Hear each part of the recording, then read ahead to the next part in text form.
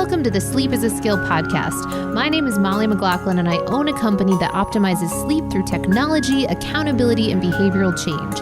Each week, I'll be interviewing world-class experts ranging from doctors, innovators, and thought leaders to give actionable tips and strategies that you can implement to become a more skillful sleeper. Let's jump into your dose of practical sleep training.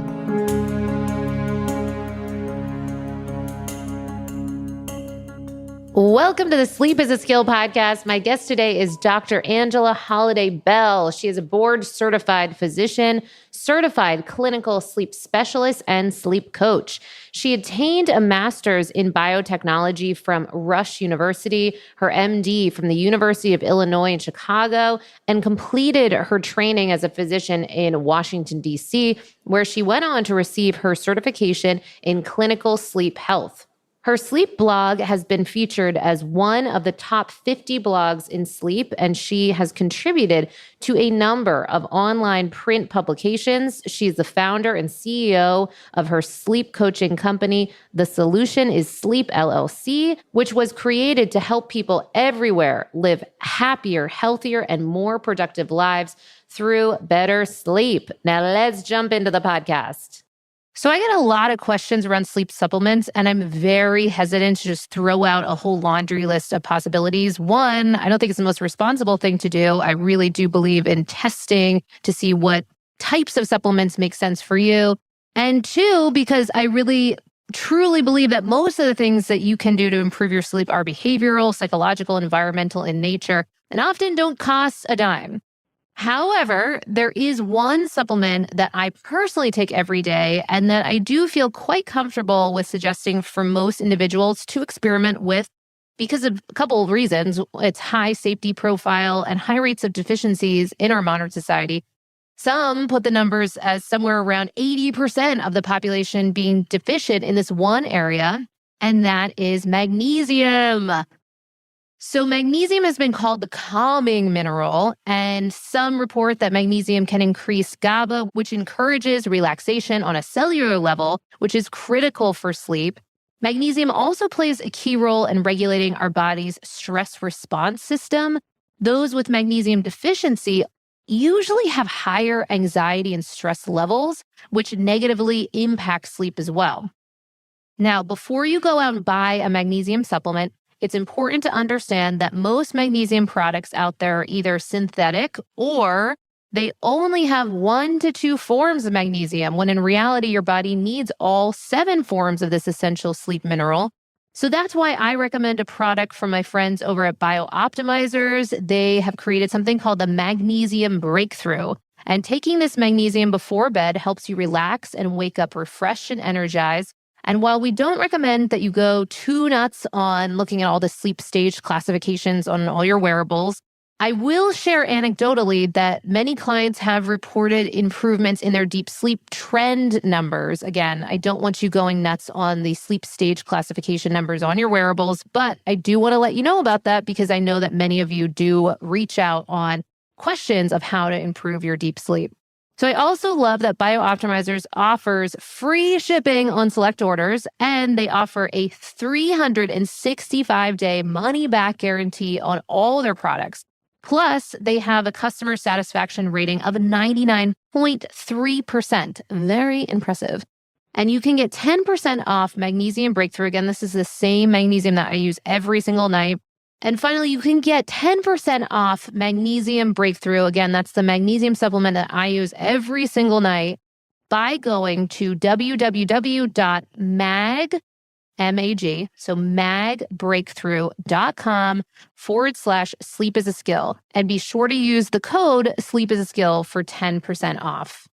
And welcome to the Sleep is a Skill podcast. This has been such a long time coming, this episode, and I could not be more excited for our guest. So one, you have to follow this woman on Instagram, all the platforms, right? Because she is putting out fantastic content, really making sleep fun, interesting, exciting, really rebranding sleep. So that's just one piece of the conversation. But beyond that, we're going to dive into a number of things in this topic and in this podcast. So thank you just so much for taking the time to be here. It really means a lot. Absolutely. Thank you so much for having me. I'm so excited. I always say anytime I can talk about sleep and educate the masses, I'm all about it. So I'm excited to get diving deep into this topic. Yeah, 100%. And it comes through in your content that you put out, your excitement and energy around this. And clearly people have responded in turn. You've really blown up in this topic of sleep and helping to provide education and enjoyment and fun and laughter. So keep up the great work. And, one of the things that we want to hear is, how did you come to this position to have this passion around sleep? Yeah. Well, first of all, thank you so much. I do try to get people to understand that sleep can be fun and everyone needs sleep. So you might as well, make it fun, make it enjoyable and, have it be a bigger part of your life. So thank you so much for that. I always like to say I'm someone who's had a long, deep, passionate relationship with sleep that at times has been complicated in that growing up, I'm always someone who needed a lot of sleep. I enjoyed sleep. I got my sleep. I am a physician. And so going throughout medical training, medical school, residency, that relationship was broken and I was not getting as much sleep as I normally would. And, it's a mixture of work hours, stress, just a lot that was going on at the time. But what I realized is that it was affecting me significantly, both physically and mentally. I just felt like I was not myself. Like I wasn't as motivated. I didn't have energy. My relationships were a little bit strained because of it. And I kind of got to a point that I was like, something has to give. Like I can't go on like this. This is not me. And so I started my own personal journey just to fix my sleep. I read every book there was about sleep, even the one written by the founder of sleep medicine who discovered the sleep stages. I started to learn about therapeutic techniques to help sleep and insomnia because it wasn't just my inability to get sleep because of time constraints. There were times that I had the time, I just could not sleep. Like it was true insomnia. Sure. I started to volunteer in the sleep clinic in my hospital just at elective time. And then I started to put those practices into place in my own sleep. And I just became a different person, like the best version of myself. And after that, I was like, okay, I need to help other people do this because there's more to this than just feeling rested. Like sleep is really the magic sauce of life, is what I say. Yes. And so I started a blog about sleep. I was like, how can I educate, the masses? So I started a blog and then I had people coming to me to, help fix their sleep on a deeper, more one-on-one level. So I decided to officially get certified as a clinical sleep health specialist. And then I started my company, The Solution is Sleep, and the rest is history. Amazing. Well, I also appreciate you sharing your own journey with sleep and certainly I think an opportunity and a call for potential reform down the road of, the medical path and the upset that it occurs for so many people on that journey in the realm of sleep in particular. So I appreciate you being kind of a spokesperson on an example of going through that path and then being able to learn and take matters into your own hands and now educate the masses. So it's fantastic.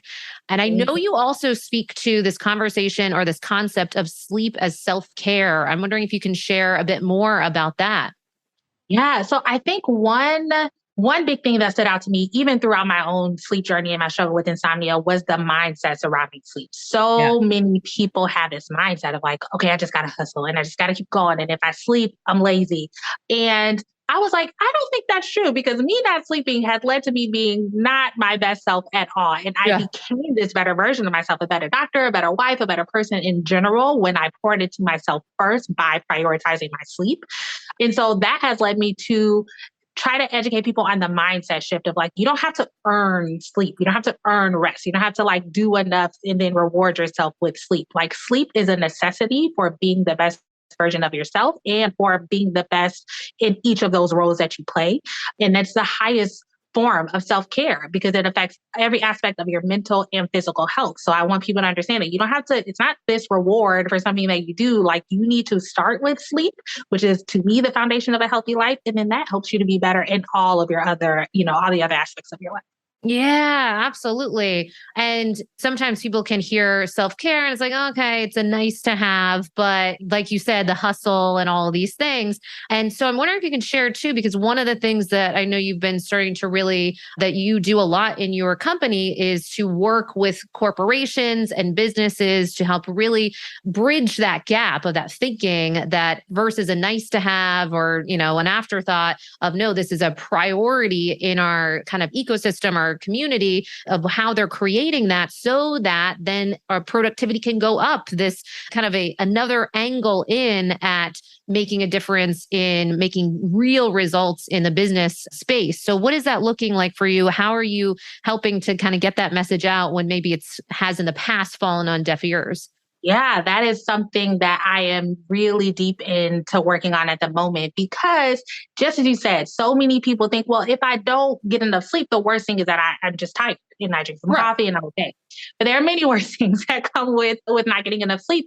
And I think what has been great is that in recent years, there has been this shift in the corporate wellness space of employers focusing a little bit more on nutrition and giving incentives for gym memberships because it's great to work out and it's great to be healthy. And they know that a healthy, happy employee is going to be more productive and better for the overall business. But there's a big piece that's missing from a lot of those things, which is sleep, because sufficient sleep will help make better nutritional choices, will help you in terms of your fitness goals, and then will help you actually be, some studies say 30 to 40% more productive off of getting more sleep and more efficient, happier at work, less workplace accidents, and less workplace conflict in between employees and management. And so you actually save money as a business when you invest in employee sleep than when you don't. And that's because a well-rested employee or one that you have at least assessed for sleep disorders will be utilizing less healthcare costs, will have less missed days of work, will be more productive when they are at work. And so I think going at it from that angle helps to meet people where they are and really speak to what their goals may be, because they may not necessarily resonate with, okay, feeling more rested, blah, blah, blah. When I have to hustle, I have to work, I have to climb this ladder.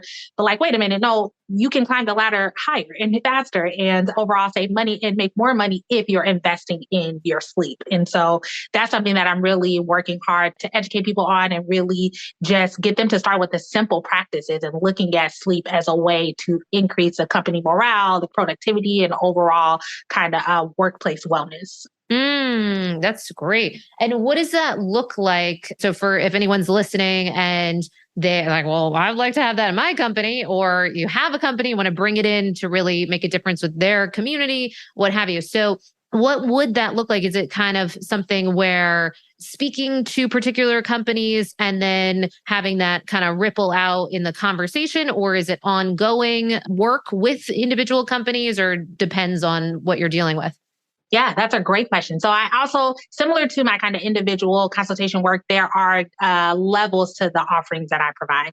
And so I've had companies that are like, we just want to put it out there that like sleep is important, that you should be getting your sleep. And so we just want someone to come in and just educate our employees and our staff on the importance of sleep and just like general tips on how to improve that. And so I actually call it my dream workshop. And dream is an acronym for the different steps that it takes to overall globally improve your sleep. And then I have a workshop series that I do with companies that are like, okay, we know that sleep is a struggle for our employees. Like it's more than just like, I want them to be educated. Like there's a struggle and we want to help them on a deeper level. And I actually dive deeper into each of those aspects with each one representing a different workshop. So it's a workshop series. We really go deep into crafting a sleep plan and like hitting those things that are really pain points for individuals when it comes to sleep.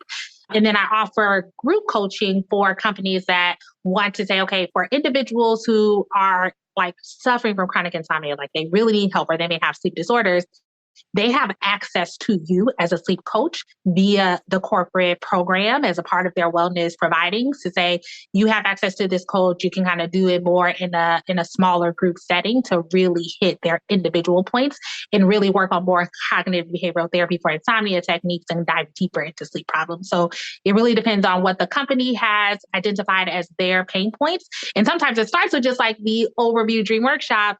And then we do a survey afterwards to determine like what people have learned, or if they want to dive deeper and if they need more help, is sometimes like, oh, I didn't know that this was such a significant problem within our workforce. And then we go into the deeper layers. So I love that acronym DREAM. And I'm sure, certainly you would need sufficient time to kind of go through what that looks like. But is there any kind of high level or low level, a skimming? That's what I'm getting at. Skimming at what that might look like to help us kind of understand this breakdown that you've created? Yeah. So the kind of overview what each kind of letter stands for, I guess, is so D is determine your sleep need. And I like to start with that because we need to start with a goal in mind, right? So many people have learned, I need 7 to 8 hours of sleep. And I like to say sleep need is like a shoe size. There's no one size fits all. Some people, the average is 7 to 8. Some people need more. Some people need less. I need 9 to function optimally. And I know that. I determined it. So let's determine what that is for you. The next one, R, is rise at the same time every day. I think that is crucial in really setting and reinforcing your circadian rhythm. And we dive deeper into ways to make that happen because it's much easier said than done. So like determining what weekend schedule is versus work schedule. What are the barriers to making that happen now? What's happening when your alarm goes off? Are you hitting snooze? Are you staying in bed longer than you should? Kind of diving into what barriers might prevent that from happening. E is examining your environment. So a lot of what goes into our quality of sleep is the environment that we sleep in. So like not just like your bedroom environment, things like ambient light that can come in. Is your bedroom a calming space free of clutter? Or when you go in there, are you stressed and anxious because of the things, that are there? Are there other things you can add into your environment? Sleep masters, kind of all things to kind of set you up for the best possible sleep in your environment. The next one is adjusting bedtime behaviors. And so that goes into setting up a bedtime routine, making sure you have sufficient wind down time from the stress and busyness of the day to your sleep time. Do you have a way to deal with, racing thoughts and things that are interfering with your sleep? What happens if you're trying to fall asleep and you can't? What happens when you wake up in the middle of the night and you can't go back to sleep? What happens when you wake up in the morning, you're not ready to get out of bed? So really adjusting those behaviors. And some of that is where mindset comes in surrounding sleep and how to deal with those difficulties. And then M is managing stress. And I think that's huge, especially when I speak to the corporations and employees, because probably the biggest factor when it comes to insomnia and truly chronic insomnia is stress and anxiety. And unfortunately, a lot of us can't just rid our lives of stress. I wish we could, but we can't. There are things that are going to, stress us out, but it's how we deal with that stress and how do we stop that from spilling over into our sleep. And so building tools and an arsenal that you can use when those stressors come into play, and then using your sleep as a way to build resilience against those stressors too, I think is really important. So that's kind of the overview, but we dive very deep into each of those. Sure. Yeah. Oh, I love that. And one that stuck out for me was the rise one, which 100% so crucial. I'm curious for any people that might be listening or companies that might be listening and saying, well, one thing that we would be really interested in is guidance if we have shift workers. So I'm curious and I know that's a more layered and a longer conversation, but is there any kind of general guidance or is that a topic that you delve into with some of these companies? Yeah, shift work is really difficult because it really does not align well with the typical teachings of, healthy sleep habits and routines. Yes. There are some things you can do to get around it, but it really depends on if this is a consistent shift. So is it like night shift, mid shift, or is it rotating? And then how often does it rotate? It gets really hard. One thing that I try to recommend if companies are able to structure it so that the rotation is consistently moving forward as opposed to randomly rotating, that is much better on the circadian rhythm than just like one day your nights and then your mid shift and your morning shift. I understand some companies, it's difficult to get around that. So then we really end up talking about healthy things surrounding that. So like well-timed melatonin to make sure you're getting sleep, having blackout curtains if you have to sleep during the day. But it's a little more nuanced than individuals who have kind of a consistent schedule. Sure, absolutely. And do you find that too? And certainly, we mentioned the medical community and some of the long shifts that say nurses might be on or what have you. So on these very long shifts, and it might only be a couple times a week, but they have this lurking in their calendar. And so is that right in alignment with some of the work that you do too, to help them even prepare for that in preparation, then during that shift and then the after? Yeah, yeah. So I do go into that too, because I definitely have a soft spot for shift workers and people like Yes. myself and the trigger for my insomnia and what that looks like. So really, it's kind of like prepping individuals for when they're traveling across time zones and things like that. Yes. Like if it's something you know is coming up, there are ways that you can slowly acclimate your circadian rhythm in your body so that it's not such a shock to the system. Yeah. And I think the key and what I try to, tell individuals, especially when it's not super consistent thing is don't mess up the other sleep behaviors trying to recover from that thing. So you may Mm. have something that disrupts your sleep, even if it's not your work schedule. It could be a work project that you're staying up late, later than you normally would, or a stressor or a family member that's sick. There are things that are going to interfere with our sleep, and that's life, and that's okay. The trick is to maintain those healthy behaviors so that when that stressor is gone or when that change is gone, you can pick back up where you left off, as opposed to engaging in behaviors as a response to that thing, but now it creates other problems long term. Oh, so good. And all of this is so important. I think I love that you're doubling down on corporations and various sized companies making this argument for productivity and workability, because one of the things that we do see, as you've pointed to, is just how much of a difference on the front end, once we get this training in, it can make on the back end long term for sustained productivity and wellness and workability and emotional regulation and all those things. I'm wondering if you're also seeing this being really important in the growing kind of workforce of remote workers as well. Absolutely. So what Yes. I've seen, and it's so interesting with like different clients that I've worked with, both corporations and individual clients, with the pandemic and the shift to work from home, everyone assumed and thought like, oh, I'll be sleeping great. I can sleep in and I have more control over my schedule. Right. And what I actually saw was that sleep habits worsened and more people started to suffer from insomnia. And I think it was hard because it was so counterintuitive for people. But that change from a consistent schedule really was detrimental to sleep, because now you don't really have, like I said, that rise at the same time. People are getting up at different times. Their workspace is kind of, intermingling with their relaxed space and their sleep space. Their brain doesn't have a way to disconnect the two. So the Mhm. same space that you are up answering emails and doing meetings and constantly thinking and going is the same place you're supposed to relax and calm down and fall asleep. And that is very difficult.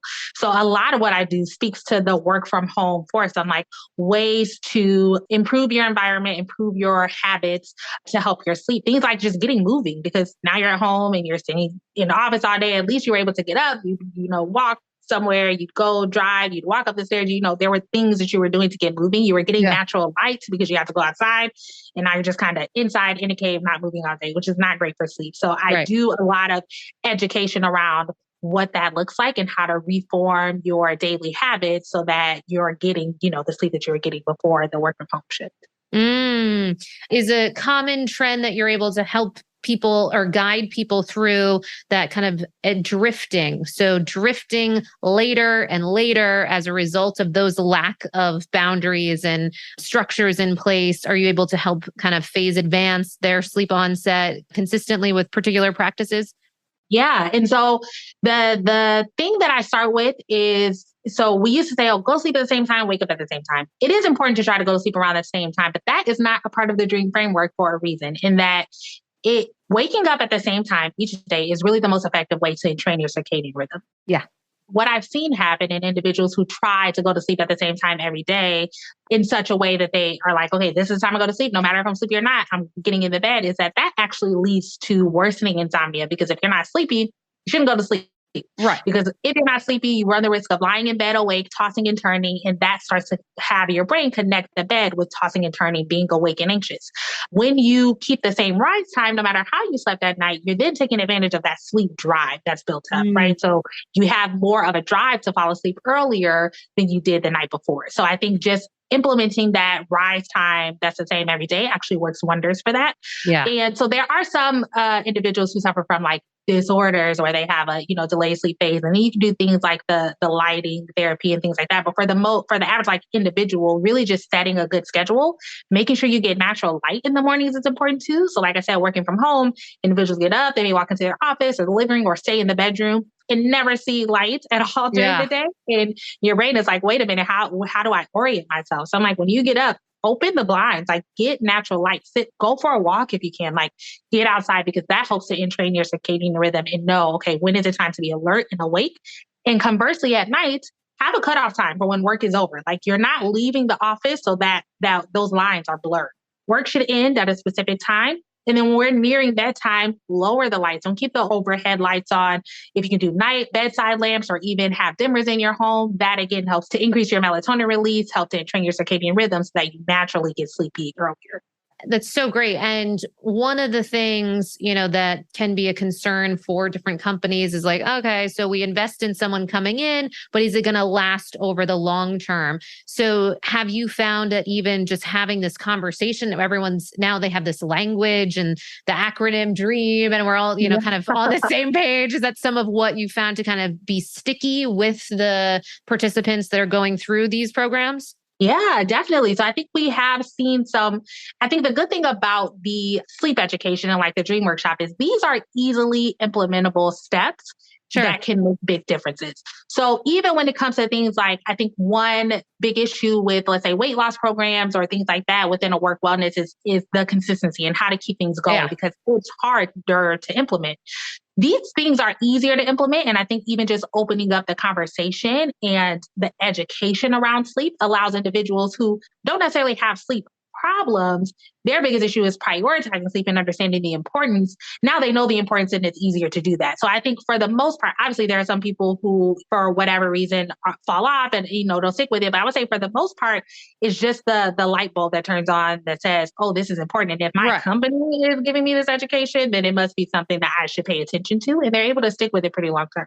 So good. And for the people that do have some deeper problems with their sleep, so more in the disorder realm at the moment, and hopefully there's all kinds of things that we can do to help support them. What does that look like for that screening process and the potential return on investment for an employer providing that kind of spotting of those individuals and helping to make a difference with sleep apnea, some of this long and deeply feels like embedded sense of insomnia or what have you. What does that look like and how do you screen for that?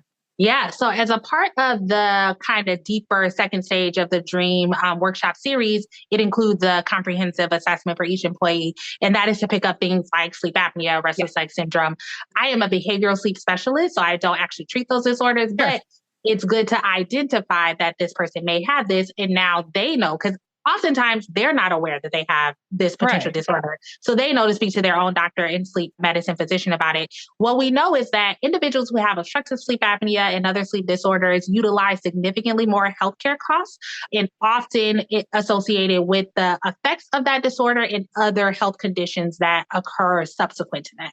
And so just by screening and identifying it and allowing them to get treatment, they utilize much less healthcare costs. There is less absenteeism for missed days due to things secondary to that. There are less accidents at work. So it really does help overall to save money for the system simply by implementing a screening questionnaire, like literally checking boxes and going through a questionnaire. So it actually is the result of that pays dividends over the investment in that screening process. Sure. That's excellent. And I know one of the things that you point out and you touched on here, and just wondering if you can underscore this one, some of the benefits of improving this sleep regularity and quality and other things. One of the benefits being improved cardiovascular health.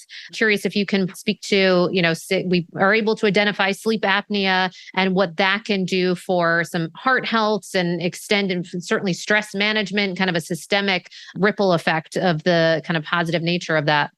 Yeah, so definitely. So the underlying issue with sleep apnea is that you're not getting enough oxygen to your body, tissues, organs at night, right? So your heart, your lungs, all those things require oxygen. And over time, that wears on your system and can lead to things like pulmonary hypertension, cardiovascular disease.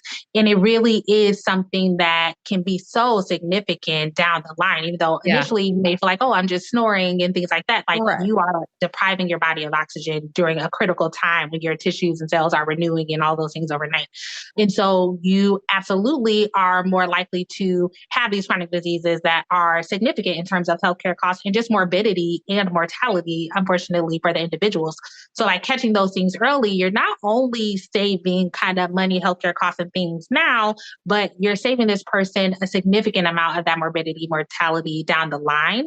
In addition to helping them feel more energized, more motivated, you're decreasing their risk of anxiety, depression. It's even hard to quantify the effects of catching this and treating it as early as possible. 100%. So good. And the more and more discovering some of the long-term neurodegenerative impacts or potential impacts of poor sleep. And certainly as we get into disordered sleep, 100%. So good. And one of the things that every episode we've done, people want to know and get really curious from experts like yourself. They want to know, okay, so I hear all this. So how are they managing their sleep? What can we learn from someone that's thought this deeply about sleep and has made it their entire career? So I'm really excited to hear what the latest, and I'm sure it evolves and shifts and you test different things and what have you, but curious to hear your answers for our 4 questions, which the first one is, what does your nightly sleep routine look like for you right now? Yeah. So I would say my routine it's very specific and it's not that intricate, but I'm like very consistent with it because I always like say people assume that my sleep is perfect because I'm a sleep specialist. I'm like, no, I worked to get this. I went through issues with sleep. So I understand. So I am very specific about my routine because I found that it's what works for me. So it starts about an hour before I go to bed. I try to go to bed around 10 o'clock every night. At 9 is when I start my wind down time. So already usually about 8:30, I have dimmers throughout my house. I like dim the lights. I'm hanging out with my husband at 9. Good night to him. I start my routine. I like to listen to music, so like soothing music that I really like. I do a skincare routine. I go to my room and I read a devotional and then like a few pages of whatever book I'm currently reading. And then I have a blackout Bluetooth mask, sleep mask that I use. And so I will listen to like a sleep meditation that lasts 10 or 15 minutes as I'm falling asleep. And by the time that kicks in, I usually don't make it through the whole thing and I'm out. I love that. And I love the devotional piece too, because we haven't heard as many people point to that. And have you found that really help make a difference with kind of your generalized state? And as you're going into sleep, is that something that just has kind of evolved to really support sleep? Absolutely. Yeah. So I am a woman of God, a woman of faith. My faith is really important to me. And as, things are going on, even times where I'm dealing with more stress from whatever, family situations, work situations, I find having something like that really calms me and gets me in the right mindset, in the right mind space, and really helps me to kind of shift from the stresses and things of the day to a more relaxed, hopeful, state. And so that is something that has been consistent. Like I look forward to that and getting my lesson from that and having that last thing of like I said, hope or, something to get from that before I fall asleep, I think actually really helps. So good. I love that because one of the things we'll hear is a gratitude list or certain inspirational readings or what have you. But I think that's such a great, consistent place to go and bring in that spirituality piece, which I feel like we're not hearing as much about, certainly at least in some of these episodes. So I'm grateful to hear that. And then the second question would be, what might we learn about your morning routine and how that could relate to your sleep results? So the first thing I do in the morning is get out of bed. Yes. You're already winning because not everyone does that. And it sounds like what? But so many times and sometimes I have been tempted to just linger in bed. I'm like, oh, I'll get up in a few minutes or I'll hit the snooze. But no, I'm like, nope, it's the alarm has gone off. I'm getting out of bed. Like I don't even think about it. Yeah. And I think that is really helpful to just kind of get me moving, get me up and going and not kind of leering in the bed. The next thing I do is open my blinds. I get as much sunlight and natural light as I can in the mornings. And I think that's super helpful. I also start by drinking water. So I have actually have it here. There's like 2-liter jug. And I just take a nice, good chug of that. And I actually feel like that gives me some energy. Overnight, we tend to get a little bit dehydrated, right? Like you're not drinking, you may, urinate overnight, and dehydration can present itself as fatigue and tiredness. So drinking a good amount of water first thing in the morning is actually helpful to get you up and going. And then I start my morning routine. So good. Yeah, I actually think one of the reels that I had seen from you, again, another underscoring for people to follow you. And I believe one of the symptoms that you were calling out from signs from potentially poor sleep could be morning headaches Yeah. and, some of the dehydration and other things. Is that something that you see a lot for people coming in with, maybe that mismanagement of certainly poor sleep, dehydration, a whole slew of those problems?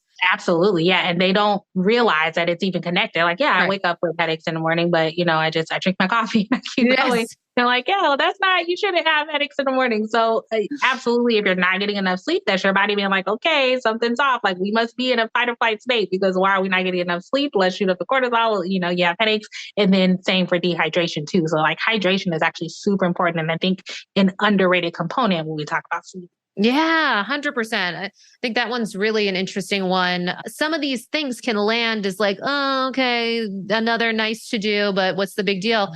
But it has these kind of snowballing effect. And certainly, and back to the productivity piece, if we're having employees that are waking up day after day, drudgery, zombie like with the headaches and these things, when we could, just kind of correct course along the way with some of these simple and often free practices can make such a difference. So, really great.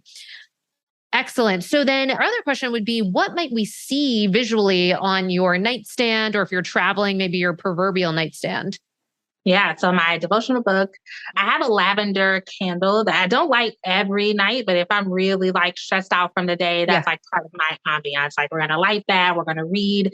And then honestly, my Bluetooth blackout mask is like my everything. Like I need that. I will not travel. If I've forgotten it when I'm traveling, I'm like, what am I gonna do? Yes. Like I So cannot, good. and especially when I travel, right? Because at home I'll use it to like, do a sleep meditation and then it turns off and I'm good. When I'm traveling, there's so many elements that are out of my control that can make it difficult because I need pretty, specific sleep conditions. So that is something that allows me to control the amount of light that's entering, to control the sound if I need to. And so really helps me to recreate my home sleep environment as much as possible. I Mm, sleep amazingly with it. Oh, and then magnesium. I take magnesium glycinate every single night. I yeah. travel with it like Same. every night. That is something that I take. So you will find all those things on my nightstand. So good. And to that point around on a really stressful night, are there other practices that, if you're really dealing with something, and certainly I know you've already got this great stack that hopefully catches a lot of those things, but are there any other practices you like to have people kind of bring in to help support just, tough times that they're going through? Yeah, I like to have people have one or two relaxation techniques that are their go-to and Yeah. not something that they have only done when they're in that state, because I find that relaxation techniques require practice. Like Yeah. you don't want to only do them when you're in such a high stress state because then you feel like they don't work. You want to do it when your stress is low, when maybe during the day and you're practicing so that it's kind of second nature to you. So for me, guided meditation, sleep meditations are my go-to. Like I have my kind of standard one, but then I have my longer one that includes some deep breathing exercises if I'm really stressed, because I'll find that like, okay, I'm breathing quicker. Like I know I need to think about my breath, and just having someone guide me through that is really helpful. But it's something that, I've used that my mind is like, oh, that's our go-to. That's our secret weapon coming out. We're going to sleep. So really having that already in your case, in your arsenal that you've used and practiced before, and then bringing that out if you're particularly stressed or worked up or thinking about something. So good. And to that point, as clearly, again, you've thought deeply about sleep and really worked through some, kind of struggles with your own sleep.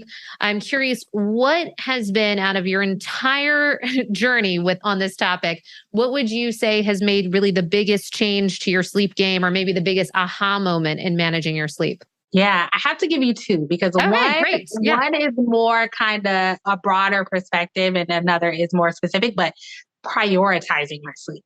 And Yeah. when I talk to my clients and other individuals about this, that really is the biggest thing, because for some people, just making it a priority will already make significant improvements for them in terms of their sleep. Yeah. Because so many people just leave sleep to the end. They're like, okay, I'm going to go through my busy day. I'm stressed. I'm going to, take care of my kids. I'm going to go to work. I'm going to cook and do all those things. And then now, boop, time to go to sleep. And that it doesn't work like that, right? So just making it a priority, like deciding you're going to put practices into place surrounding your sleep will actually make a huge difference. So that once I started to prioritize it, it changed the game for me.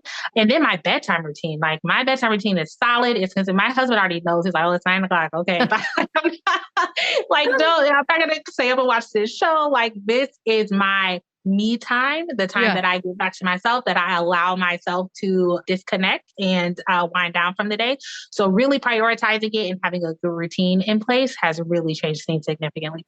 And it so underscores your kind of mantra of sleep being self-care, right? And so Absolutely. have you found just a total transformation in your own relationship to, well-being and stress load, stress management by taking on this area?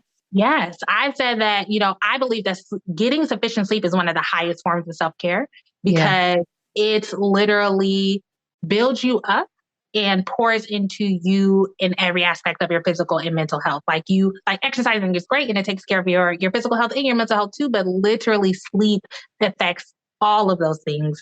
It makes you feel like a better like you're literally a better version of yourself when you've gotten enough sleep. It helps your relationships and it helps you to build resiliency. And I think that is actually not something that is spoken about enough. Like you are actually, there was a study done, and I just want to talk about this very quickly because I was very interesting on individuals who it gave them the amount of sleep to get. So some people got less than 6 hours, some people got more than 6 hours. And then it showed them what would typically be a more negatively stimulating emotional event. And then it asked them to reframe it to be more positive. So basically look on the brighter, like in what way can you reframe this to be a more positive thing? And the individuals who had insufficient sleep were much less likely and much less able to reframe it to be something positive. They just couldn't do it. They didn't have that built up as opposed to the ones who did get enough sleep. So you're literally able to look on the brighter side of things. You're able to build your resiliency against life stressors that will occur when you're getting sleep. And to me, that's one of the best forms of self-care. So absolutely, it has positively impacted my life so much, which is why I'm so passionate about helping other people to do the same. Ah, so great. Yeah. And your passion definitely comes through in all your communications. I absolutely want to double down on letting people know how to follow you more. And before we do that, though, I want to check in.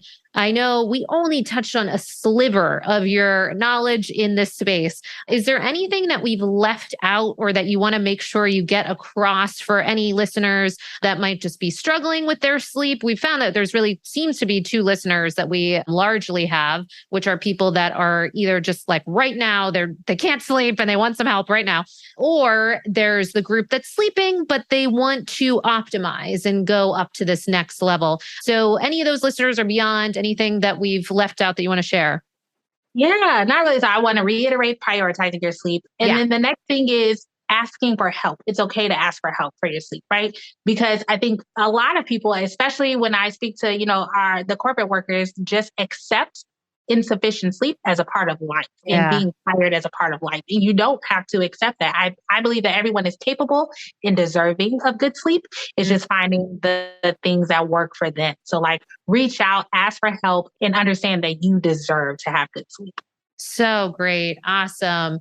I love that message. And, I've shared that I really have enjoyed following you and also your blog, your fantastic blog that has gotten a lot of notoriety. So really amazing. So how can people be sure to follow all the work that you are putting out and any of those offerings that you have as well? Yeah. So we can start with my website. The solution is sleep.com. I have my offerings there. I do both one-on-one consultations and corporate consultations. My blog is there. So I get to dive deeper into the topics that I'm really passionate about there and just really educate on a deeper level. And then for a little lighter kind of bite-size I like to call, what did I call myself? I'm a sleep fluencer. Yes, that's you. Totally. You definitely are that.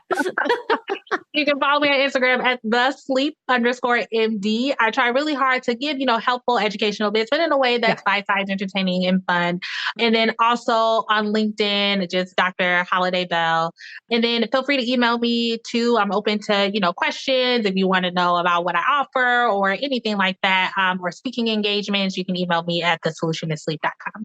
So great.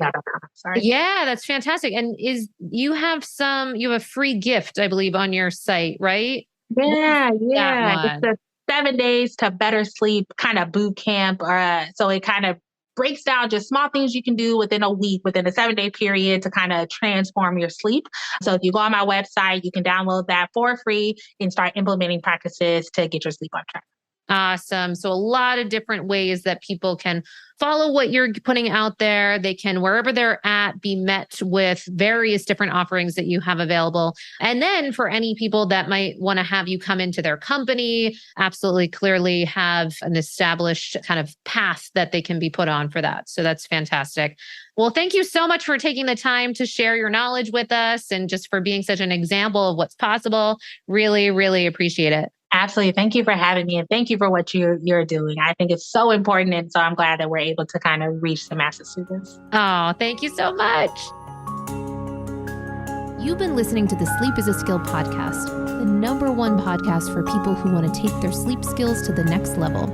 Every Monday, I send out something that I call Molly's Monday Obsessions, containing everything that I'm obsessing over in the world of sleep. Head on over to sleepisaskill.com to sign up.